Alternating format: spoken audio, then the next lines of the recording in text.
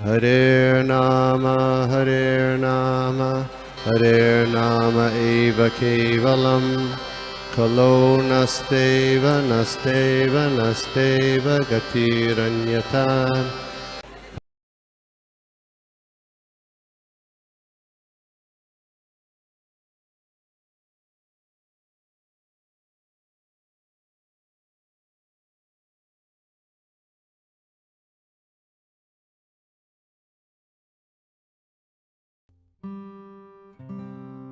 सभी को धन्यवाद प्रणाम। राधा कृपा कटाक्ष से शुरुआत करते हैं। माघेश्वरी ईश्वरी माधेश्वरी सुरेश्वरी त्रिवेद भारतीश्वरी अमान शासनेश्वरी रमेश्वरी रमेश्वरी प्रमोदकानेश्वरी ब्रजेश्वरी ब्रजाधिपे राधिके नमोस्तुते राधिके नमोस्तुते राधिके नमोस्तुते। ओम नमो भगवते वासुदेवाय। ओम नमो भगवते वासुदेवाय।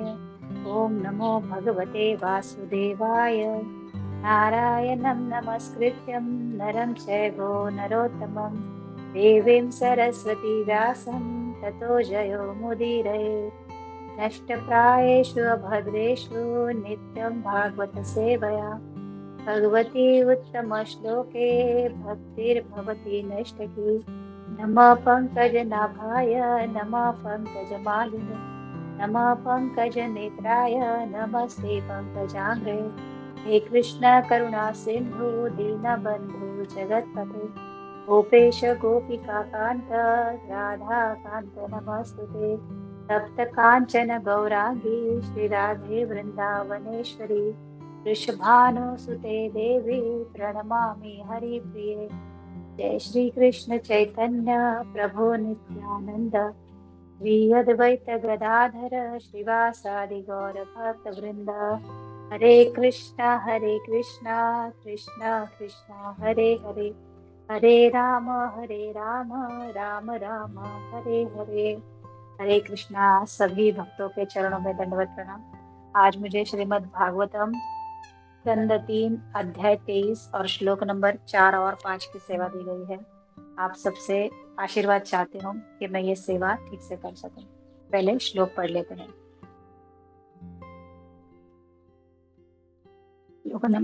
श्लोक नंबर 4 और 5। स वै देवर्षिवयर्स्ता मानवीं सननुव्रता दैवादगर्यस्पत्यो आशानां महाशिषः कालेन भूयसा क्षामां हर्षितां व्रतचर्यया प्रेम गदगदया वाचा पीड़ित कृपया ब्रवीत्। अनुवाद और तात्पर्य। श्रील प्रभुपाद द्वारा। श्रील प्रभुपाद की जय। पति परायणा मनु की पुत्री अपने पति को विधाता से भी बड़ा मानती थी। इस प्रकार वह उनसे बड़ी बड़ी आशाएं किए रहती थी। दीर्घ काल तक उनकी सेवा करते रहने से धार्मिक व्रतों को रखने के कारण वह अत्यंत क्षीण हो गई। उसकी दशा देखकर देवर्षि श्रेष्ठ श्री कर्दम मुनि को उस पर दया आ गई और वे अत्यंत प्रेम से गदगद वाणी में बोले। तात्पर्य। पत्नी से पति की श्रेणी में होने की अपेक्षा की जाती है। उसे पति के सिद्धांतों के पालन के लिए तत्पर रहना चाहिए, तभी जीवन सुखी रह सकता है। यदि पति भक्त हुआ और पत्नी भौतिकवादी तो घर में शांति नहीं रह सकती। पत्नी को पति की रुचि देखकर तदनुरूप उसका अनुसरण करने हेतु तैयार रहना चाहिए। महाभारत में हमें पता चलता है कि जब गांधारी को ज्ञात हो गया कि उसका होने वाला पति धृतराष्ट्र अंधा है तो वह स्वयं अंधेपन का अभ्यास करने लगी। इस प्रकार उसने अपनी आंखें बंद कर ली और अंधी स्त्री की भांति व्यवहार करने लगी। उसने निश्चय किया कि चूंकि उसका पति अंधा था, अतः उसे भी अंधी स्त्री की भांति व्यवहार करना चाहिए, अन्यथा उसे अपनी आंखों पर गर्व होता और उसका पति उसे निकृष्ट लगता। समनुव्रत शब्द सूचित करता है कि यह पत्नी का कर्तव्य है कि वह जिस विशेष परिस्थिति में उसका पति हो, उसके अनुसार अपने आप को ढाले। निस्संदेह यदि पति श्री कर्दम मुनि के समान महान हुआ तो उसके अनुगमन से बहुत अच्छा फल निकलता है, किंतु यदि पति श्री कर्दम मुनि के समान महान भक्त न हो तो भी पत्नी का यह कर्तव्य है कि वह अपने पति की रुचि के अनुसार ढले। इससे विवाहित जीवन सुखमय बन जाता है। यहाँ इसका भी वर्णन हुआ है कि साध्वी स्त्री का कठोर व्रत साधने से राजकुमारी देवहूति अत्यंत दुबली हो गई थी, जिससे उसके पति को दया आ गई। उन्हें पता था कि वह एक सम्राट की पुत्री होकर भी सामान्य स्त्री की भांति उनकी सेवा में लगी है। ऐसा करने से उसका स्वास्थ्य दुर्बल हो गया है। फलतः मुनि दयाद्र हो उठे और उससे इस प्रकार बोले। नमो विष्णुपादाय कृष्णप्रेष्ठाय भूतले श्रीमते भक्ति वेदांत स्वामी नामिने नमस्ते सारस्वते देवे गौरवाणी प्रचारिणे निर्विशेष शून्यवादी पाश्चात्य देशतारिणे। जय श्री कृष्ण चैतन्य प्रभु नित्यानंद श्री अद्वैत गदाधर श्रीवासादि गौर भक्तवृंद। हरे कृष्ण कृष्ण कृष्ण हरे हरे, हरे राम राम राम हरे हरे। हरे कृष्णा, सभी को दंडवत प्रणाम। तो बहुत ही सुंदर अध्याय चल रहा है। देवहूति और कर्दम मुनि का विवाह हो चुका है और अभी इस अध्याय का नाम है देवहूति का शोक। देवहूति सम्राट मनु की पुत्री है, एक राजा की पुत्री है और एक महर्षि, एक ऋषि से विवाह हो गया है। तो हमने पिछले श्लोकों में देखा था कि कैसे एक जो युवती है ना, युवती के कौन से गुण होने चाहिए, कौन से गुणों में उसको पति का या पत्नी को, कौन से गुणों में उस पत्नी को चुनाव करना चाहिए। तो अभी गृहस्थ जीवन में पदार्पण हो चुका है, गृहस्थ बन चुकी है और ये जो माता देवहूति है, ये अपनी पत्नी की जिस तरह से सेवा कर रही है, तो प्रभुपाद उस सेवा के बारे में ज्यादा यहाँ पे ध्यान देने के लिए कह रहे हैं कि किस तरह से माता देवहूति अपने पति श्री कर्दम मुनि की सेवा में लगी है। तो हम लोग बड़े आदर्श जोड़े देखते हैं, है ना। हम लक्ष्मी नारायण का जोड़ा देखते हैं, तो माता लक्ष्मी भी साक्षात बहुत श्रेष्ठ है, इसके पीछे पूरा जगत भागता रहता है। और ऐसी माता भगवान नारायण की सेवा कर रही है, के चरण कमलों की सेवा कर रही है, उनके हमेशा चरण दबाती है, हम ऐसे चित्र में देखते हैं। तो ये एक आदर्श जोड़ा माना जाता है लक्ष्मी नारायण का। तो लक्ष्मी नारायण का आदर्श जोड़ा माना तो जाता है, और जब हम से विवाह संपन्न करते हैं तो और विवाह के बाद भी आशीर्वाद दिया जाता है, ब्लेसिंग्स दिए जाते हैं ये लक्ष्मी नारायण के जैसे अपना गृहस्थ जीवन बिताओ। तो ये जो हमारे संस्कारों में 16 संस्कार है, तो 16 संस्कारों में ये भी एक बहुत बड़ा संस्कार है कि विवाह संपन्न के बाद उनको उस गृहस्थ आश्रम में जाने के लिए एक संस्कार किया जाता है। तो ये संस्कार में होता क्या है कि अभी आप पति पत्नी बन गए हो, अभी आपका अभी ब्रह्मचारी जीवन आपका समाप्त हो चुका है, इस आश्रम में आपने प्रवेश कर लिया है। तो अभी क्या करना होगा, अभी आपको अपने पूर्व में जितने भी कुछ आपके अफेयर्स रहे होंगे, आपके अट्रैक्शंस रहे होंगे, आपका कुछ है ना किसी के प्रति आपके मन में रहा होगा, तो अभी आपको वो सब कुछ छोड़ना होगा, अभी आपको त्यागना होगा। अभी आप पति पत्नी बन गए हो, अभी आपको एक दूसरे के प्रति निष्ठावान बनना होगा, एक दूसरे के प्रति आपको ऑनेस्टी रखनी होगी, है ना, ट्रस्ट रखना होगा, लव रखना होगा। तो अभी ये जो आप संस्कार आपके ऊपर अभी होगा, है ना, ये जो विवाह संस्कार होता है, ये जब अभी आपके ऊपर होगा तो आपको उसका पालन करना पड़ेगा। हाँ, ऐसे नहीं है कि नहीं मेरे से जमता नहीं है, ये ऐसी ही है ना? बहुत सारे उसमें, क्योंकि हमें उसका नॉलेज ही नहीं होता कि ये जो 16 संस्कार हमारे ऊपर होते हैं उनमें से ये जो विवाह संस्कार होता है ये भी कितना महत्वपूर्ण है। तो ये विवाह संस्कार हमारे समाज पद्धति में हमारे गृहस्थ परिवार को एक बांधने का काम करते हैं, ताकि हम आगे जाके एक बहुत ही उत्तम गृहस्थ का उदाहरण स्थापित कर सके और सुखमय जीवन जी सके। इसके लिए ये गृहस्थ आश्रम, ये गृहस्थ का संस्कार होता है। तो इस संस्कारों में हमें सबसे पहले तो यही बताया जाता है कि कैसे एक दूसरे के साथ एकनिष्ठ रहना पड़ेगा, है ना? हमेशा एक दूसरे को सहयोग करते हुए रहना पड़ेगा और एक दूसरे के बीच प्रेम वाला संवाद होना चाहिए, प्रेम भरा वातावरण होना चाहिए। तो प्रभुपाद भी यही यहाँ पे बताते हैं कि जो ये सम्राट की पुत्री है देवहूति, राजकन्या देवहूति, इसके पास तो बहुत ऐशो आराम थे, है ना, बहुत सारा भोग विलास था। लेकिन जब करदम मुनि के आश्रम में विवाह करके आए तो वहां पे तो कुछ भी नहीं है, एक झोपड़ी है। तो ये जो कन्या देवहूति है ये पूरे अपने पति की सेवा में लगी हुई है ना?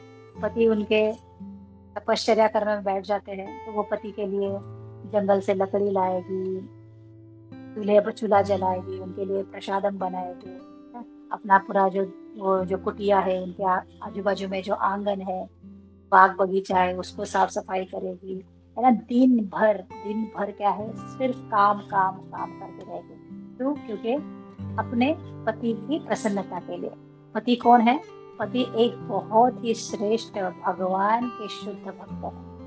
तो ऐसे शुद्ध भक्त से जब उनका विवाह हुआ है तो उनके मन में भी इच्छाएं हैं, के मन में भी कामनाएं हैं कि मुझे ऐसा चाहिए, मुझे वैसा चाहिए, है ना। एक स्त्री की कामनाएं होती है।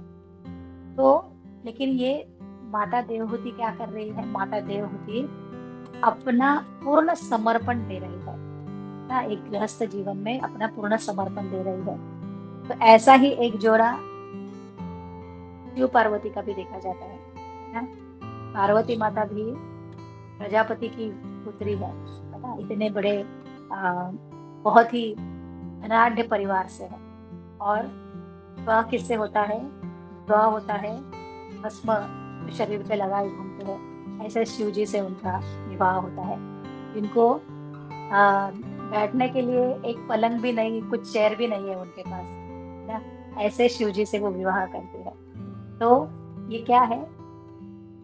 ये प्रेम है, ये समर्पण है कि जब स्त्री उस विवाह बंधन में बन जाएगी तो उसको किस तरह से अपने पति के अनुसार अपने आप को समर्पण करना है, इसके बारे में इस श्लोक में, इस पूरे अध्याय में वही बताया गया है। तो अभी ये तो यहाँ पे गांधारी का भी उदाहरण देते हैं प्रभुपाद कि जब गांधारी को पता चला कि जब उसका विवाह एक अंधे युवक से होने वाला है, राजकुमार से होने वाला है, तो उसने क्या करा? उसने अपने आंखों पे पट्टी बांध दी, क्योंकि जो चीज मेरे पति के लिए अनुकूल नहीं है ना, तो मैं उसका आस्वादन कैसे कर सकती हूँ? फिर ऐसे होगा क्या? तो यहाँ पे प्रभुपाद लिखते हैं कि उसके अंदर गर्व आ जाएगा, है ना, और अपने पति को वो क्या समझेगी? निकृष्ट समझेगी। उसका जो पति की जो पोजीशन है उस पोजीशन को वो थोड़ा डाउन कर देगी, और इस तरह से क्या होगा? इस तरह से पापमय जीवन हो जाएगा।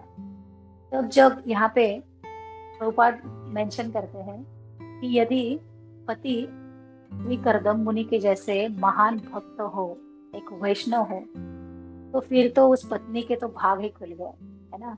उस पति की सेवा करने मात्र से ही उसको तो भगवत धाम की प्राप्ति होगी, क्योंकि उसने वैष्णव की सेवा की है ना।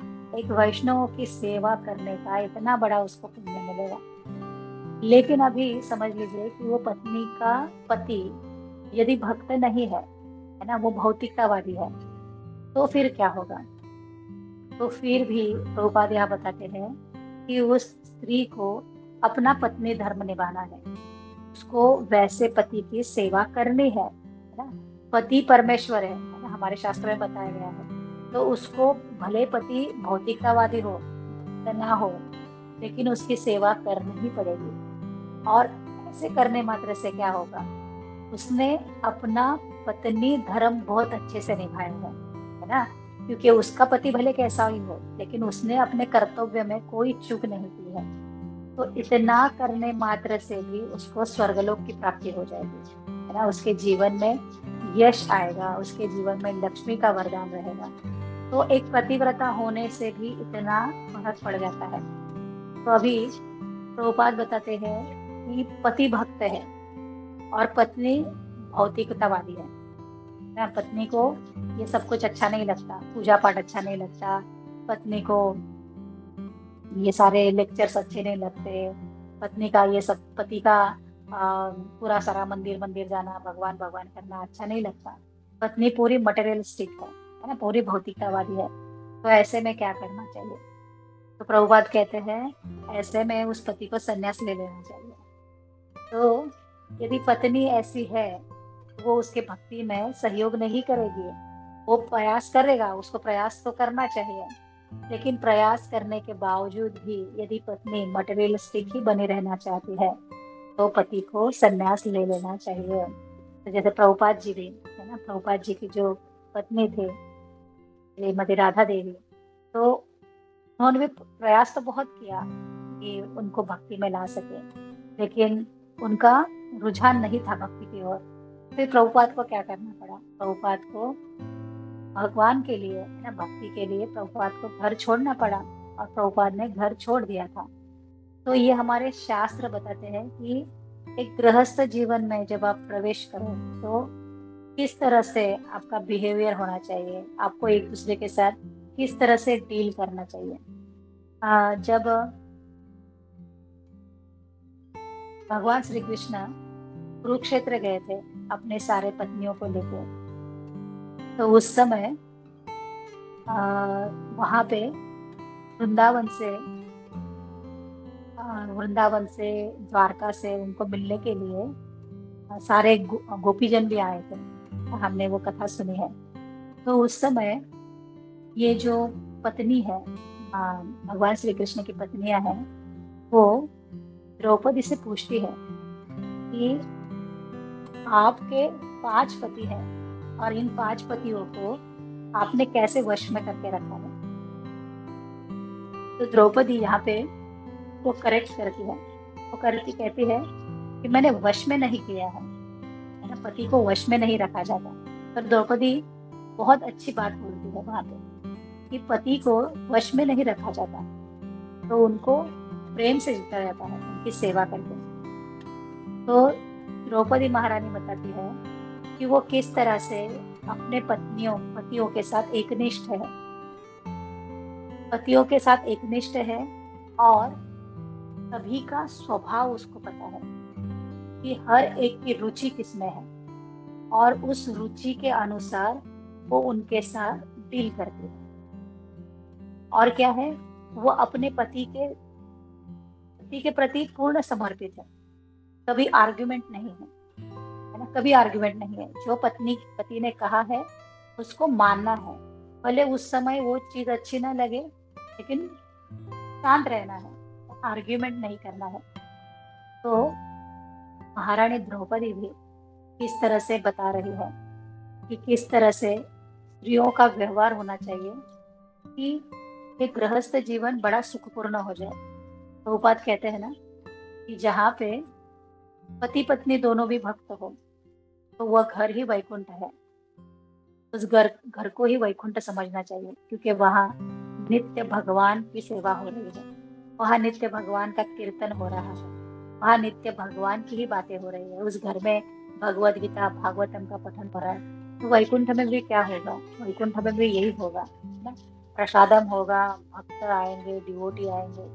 तो हमें प्रयास करना होगा कि घर को एक वैकुंठ के रूप में बनाए। तो अभी ये जो माता देवहूति है, तो देवहूति श्री करदम मुनि की सेवा करते करते बहुत दुबली हो चुकी है, क्योंकि ध्यान नहीं दे पा रही अपने ऊपर। सेवा सेवा सेवा। और एक तो राजकुमारी है, और राजकुमारी ने कभी काम नहीं किए होते हैं, और जब ये करदम मुनि के आश्रम में आके सारे काम कर रही है तो शरीर पे तो उसका प्रभाव दिखेगा ही दिखेगा। तो करदम मुनि जब अपने तपश्चर्या से अपने तपस्या से बाहर आते हैं तो देखते हैं कि ये जो राजकुमारी है कितनी दुबली हो गई, कितनी क्रुश हो गई है ना, शरीर एकदम दुबला हो चुका है, पूरी क्षीण हो गई है। तो अभी पति का भी कर्तव्य बताया गया है। पति का कर्तव्य क्या है? पति का कर्तव्य है कि अपनी पत्नी को प्रसन्न रखने के लिए उसको वो सुख सुविधा बहाल करे। तो पति का ये कर्तव्य है कि अपनी पत्नी को वो सारी सुख सुविधाएं उसको देनी चाहिए। और पत्नी का कर्तव्य क्या है? पत्नी का कर्तव्य है कि अपने पति की पूरी है ना एकनिष्ठता से सेवा करे।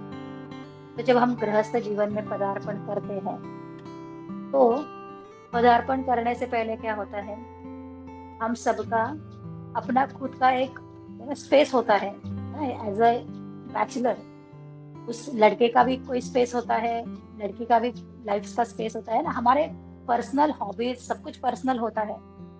लेकिन विवाह के बाद भी क्या करना चाहिए? हमें उनको वो अपनी पर्सनल स्पेस देनी चाहिए, हमें रिस्पेक्ट करना चाहिए। लेकिन हम वैसे नहीं करते ना। ज्यादातर झगड़े, ज्यादातर विवाद क्यों होते हैं?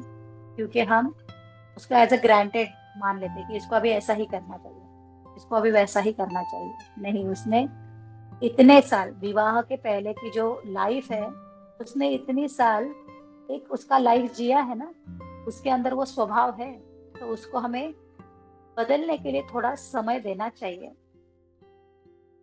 फिर क्या है कि पति पत्नी का लक्ष्य एक होना चाहिए, लाइफ में एक गोल होना चाहिए। क्या है कि अपने बच्चे, उन बच्चों की परवरिश कैसे अच्छे से करें, किस तरह से उनको एक खुशहाल कृष्ण भावनामृत वाला जीवन प्रदान करें, ये उनका लक्ष्य होना चाहिए। तो जब गोल एक होना तो क्या हो जाता है, वो मार्ग बड़ा अच्छा चला जाता है उस मार्ग में। क्योंकि क्या पता है, हमें पता है कि लाइफ को इस तरह से हमें अपना गोल अचीव करना है, हमें बाद में दोनों को मिलकर भक्ति करनी है, हमें बाद में वृंदावन जाना है। तो लक्ष्य एक होने के कारण क्या होता है, दोनों के जो चलने का मार्ग है वो बड़ा सा सुगम हो जाता है। फिर क्या है कि दोनों को, पति पत्नी को एक दूसरे के प्रति आदर भाव होना चाहिए, रिस्पेक्ट होना चाहिए। तो रिस्पेक्ट क्यों नहीं होता? तो क्या होता है, पहले बैचलर लाइफ में हमने बहुत इमेजिन किया होता है ना। लड़की है तो लड़के के प्रति इमेजिन करती है कि हाँ, मेरा जो होने वाला हस्बैंड होगा वो कैसे होना चाहिए, वो एकदम ऋतिक होना चाहिए, वो एकदम कार्तिक आर्यन होना चाहिए, गुड लुकिंग होना चाहिए, हेयर स्टाइल ऐसी होनी चाहिए, उसके कपड़े पहनने का ढंग ऐसा होना चाहिए ना, इस तरह से उसकी स्माइल ऐसी होनी चाहिए। तो बहुत सारे है ना, वो ऐसे गाड़ी पे आना चाहिए, वैसे गाड़ी पे, बड़ी सारी इच्छाएं होती है। और फिर लड़का है तो लड़के की क्या होती है, हाँ मेरी पत्नी कैसी होनी चाहिए, मेरी पत्नी एकदम ऐश्वर्या होनी चाहिए। फिर क्या है, पूरे हम लोग फिल्म सितारों को ही इमेजिन करते हैं ना, आलिया होनी चाहिए, उसकी स्माइल ऐसी होनी चाहिए, उसके हेयर्स ऐसे होने चाहिए, उसने कपड़े ऐसे पहनने चाहिए। तो क्या है, बहुत सारी एक्सपेक्टेशन होती है हमारी कि उसका ये ऐसा होना चाहिए, वो वैसा होना चाहिए। और होता क्या है, जब शादी होती है तो रियलिटी में कुछ भी नहीं होता वैसा।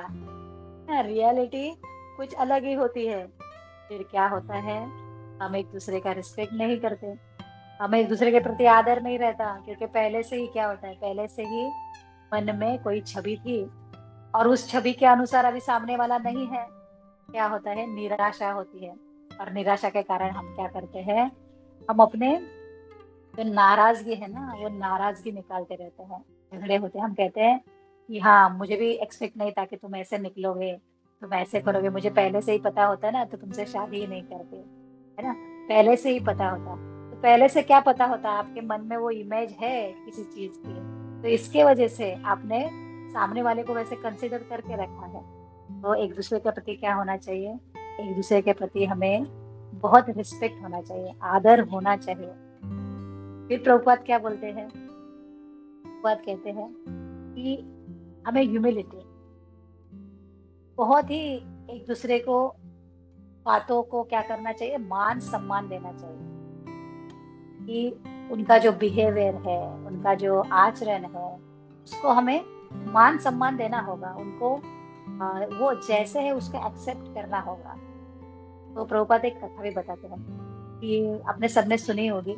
जब एकनाथ महाराज प्रभु श्री राम की कथा सुना रहे थे, तो जहाँ पे भी प्रभु श्री राम की कथा होती है वहां पे हनुमान जी को तो आना ही पड़ता है, क्योंकि हनुमान जी जहाँ जहाँ राम कथा चलेगी वहां वहां हनुमान जी को वो खींचे चले आते हैं। तो एकनाथ महाराज प्रभु श्री राम की कथा कर रहे थे और अरण्य कांड की बात हो रही थी, जहाँ पे माता सीता प्रभु श्री राम के वियोग में है ना चिंतन कर रहे थे, मनन कर रहे थे। तो एकनाथ महाराज कहते हैं कि जब माता सीता वहां पे बैठी थी अशोक वाटिका में, तो अशोक वाटिका में सारे फूल जो थे वो पूरे सफेद रंग के फूल थे।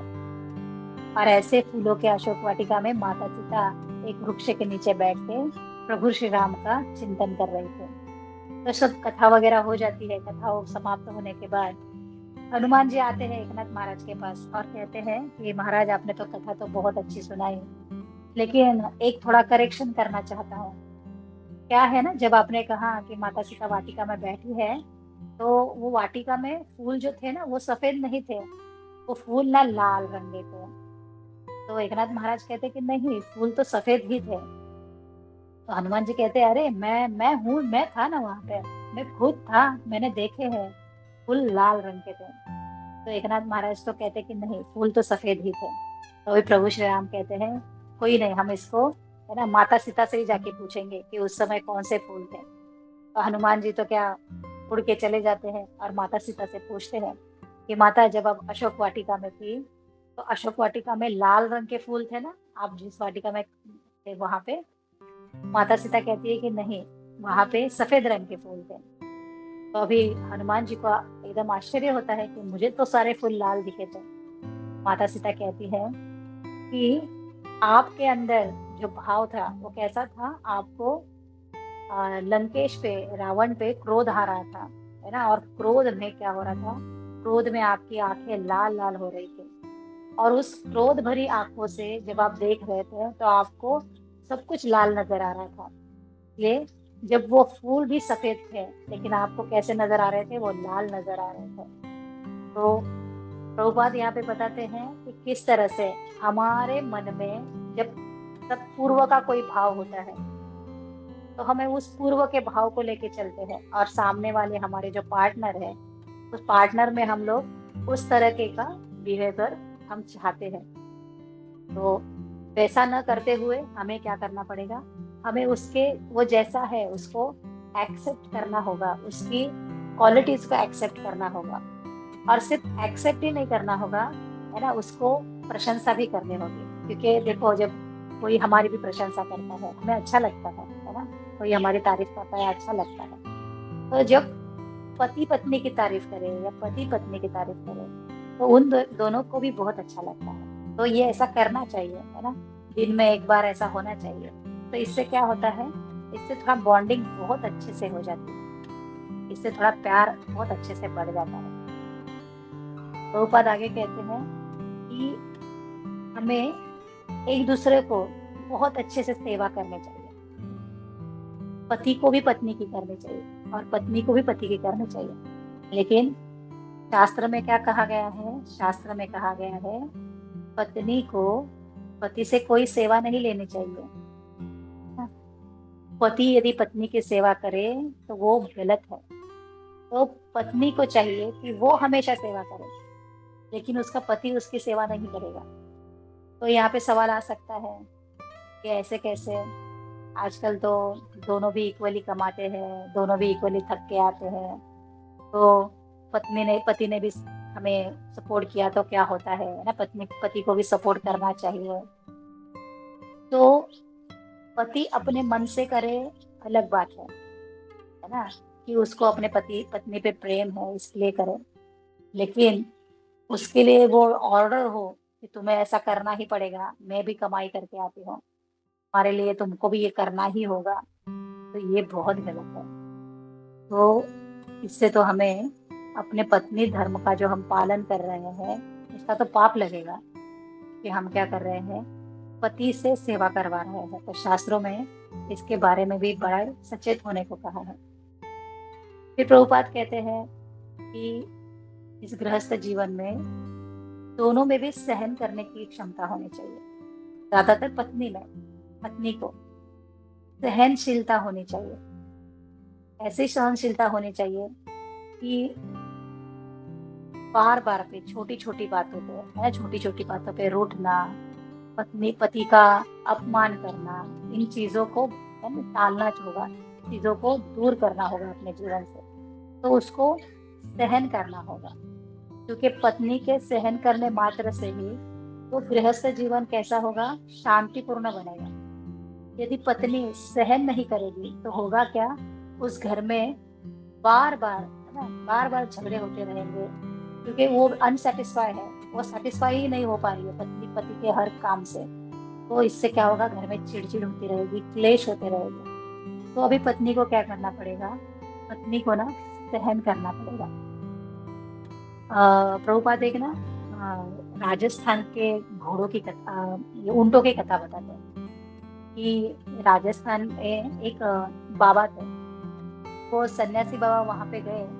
तो एक ऊंटों का जो मालिक था, वो ऊंटों का मालिक जाता है वहां पे सन्यासी बाबा के पास, और उनको कहता है कि मेरे जीवन में ना बहुत परेशानियां हैं ना, मुझे कुछ तो मार्ग बताइए, मुझे जीवन को सुकून भरी जीवन जीने के लिए मुझे कोई तो मार्ग बताइए, मैं क्या करूं। तो जो महाराज है, वो सन्यासी क्या कहते हैं, हाँ तुम एक काम करो, ये जो तुम्हारे तबेले में जितने सारे ऊंट है ना, ये ऊंटों को क्या करो, पूरे रात भर तुम बिठा के रखो ना, फिर सवेरे में तुम्हें उसका सोल्यूशन बताता हूँ, तुम्हारे जो प्रॉब्लम्स है उसका। तो अभी ये जो ऊंटों का मालिक है, वो रात भर कभी ऊंटों को बिठाने के लिए कोशिश कर रहा है, लेकिन कभी ये ऊंट खड़ा होता है, कभी वो ऊंट खड़ा होता है। जब एक को बिठाओ तो दूसरी जगह पे जाके ऊंट खड़ा हो रहा है। तो ऐसे नहीं है कि सभी ऊंट उसके प्रयास करने से बैठे ही रह रहे हैं। तो रात भर परेशान, ना सोया ना कुछ ना कुछ। लेकिन सन्यासी बाबा ने कहा था ना, सबको बिठा के रखना है। तो अभी क्या, सुबह हो जाती है, ऐसे ही नींद पूरी नहीं है, एकदम चिड़चिड़ा सा स्वभाव हो गया है, और जाता है सन्यासी बाबा के पास और कहते हैं कि बाबा आपने तो कहा था कि सभी को बिठाओ, लेकिन कभी ये उठ खड़ा हुआ, कभी वो उठ खड़ा हुआ। तो अभी क्या है, ये तो मेरा है ना पूरा प्रॉब्लम हो गया, नहीं कर पाया मैं। तो जो सन्यासी थे, वो सन्यासी कहते हैं कि लाइफ में ऐसा ही होगा ना, ये जीवन में ऐसा ही होगा, कभी एक प्रश्न उठ खड़ा होता है तो कभी एक सॉल्व हो जाएगा। जब आपको लगता है कि ये अभी शांत हो रहा है, तो दूसरी जगह से कुछ दूसरा ही निकल आएगा, है ना, कोई दूसरी ही प्रॉब्लम निकल के आएगी। तो क्या करो, उसको एक्सेप्ट करो एज इट इज, है ना। तुम उसको जबरदस्ती अपने तरीके से प्रयास करने की कोशिश करोगे तो प्रॉब्लम ज्यादा होगी, तुम्हें हेक्टिक होगा, तुम्हें ज्यादा श्रम पड़ेंगे। तो उसको एक्सेप्ट करो, सहन करो, है ना, उसको काल के आधार पर भी छोड़ दो। और यदि भक्त हो तो कृष्ण को शरण में जाओ, कृष्ण के शरण में जाओ। तो उससे क्या होगा, ये प्रॉब्लम्स तक जो आने वाली है वो तो आएगी, लेकिन हमारा मन बहुत ही पावरफुल हुआ रहेगा, हमारा मन स्ट्रांग हुआ रहेगा सारे प्रॉब्लम्स को, सिचुएशंस को हैंडल करने के लिए। तो कैसे एक स्त्री को, है ना, कैसे एक स्त्री को अपने जीवन में एडजस्ट करना है, पतिव्रता बन के रहना। मेन तो प्रभुपाद इस बात पे बहुत विशेष ध्यान देते हैं कि स्त्री को अपने पति के अलावा किसी और के बारे में सोचना भी नहीं है। हमारे लास्ट सेशन में हमने इसके बारे में चर्चा भी की थी कि किस तरह से पति, है ना, अमित अमित कहा गया, जो उसका अमित, कभी भी उसके हित के बारे में, है ना, हित के लिए उसके पूरे जीवन के बारे में जो पूरा अपना जीवन बिता देता है, ऐसा पति है। फिर हमने देखा था कि वो पति भले वृद्ध हो, वो बीमार हो और उसके पास धन नहीं हो, लेकिन फिर भी पत्नी को उसकी सेवा करने ही करने हैं। फिर ये भी देखा था कि जब विपदा की घड़ी आती है, आपत्ति आती है, तब इन सब की परख होती है।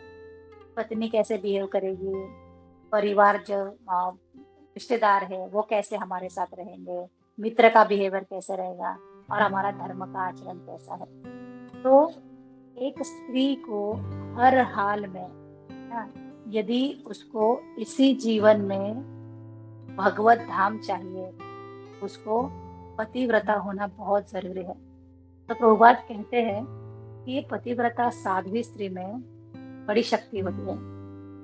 उसकी अंदर इतनी शक्ति होती है कि उसके मुख से जो वाक्य निकलते हैं उसको भगवान भी तथास्तु कहते हैं, भगवान को कहना ही पड़ता है।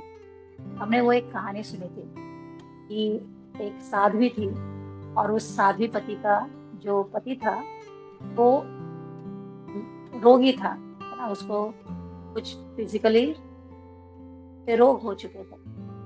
और उनके गांव में एक गणिका आती है, वेश्या आती है। तो ये जो पति है वो इच्छा करता है कि उसके साथ भोग करे। तो ये साध्वी है, ये साध्वी उस गणिका से जाके बात करती है कि मेरे पति को इच्छा है लेकिन मेरे पास तुम्हें देने के लिए धन नहीं है, तो मैं क्या करूंगी, मैं तुम्हारी सेवा कर लूंगी, तुम्हारे घर के कामकाज कर लूंगी। और जब पति को लेके जा रही थी तो क्या होता है, रास्ते में एक ऋषि से टकरा जाती है और वो ऋषि को शाप दे देते हैं कि तुम्हारा पति कल का सूर्यास्त नहीं देख पाएगा, सूर्योदय नहीं देख पाएगा।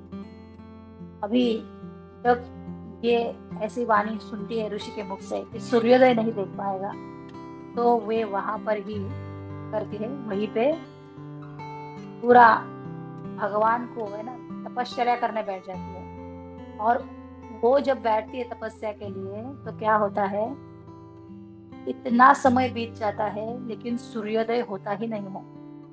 सूर्योदय होता नहीं है, सारे पशु पक्षी, पूरा देवी देवता सारे परेशान हो जाते हैं कि सूर्य का उदय ही नहीं हुआ तो सृष्टि कैसे चलेगी, है ना, जीवन का उदय कैसे होगा, क्या अभी सूर्योदय ही नहीं हुआ है।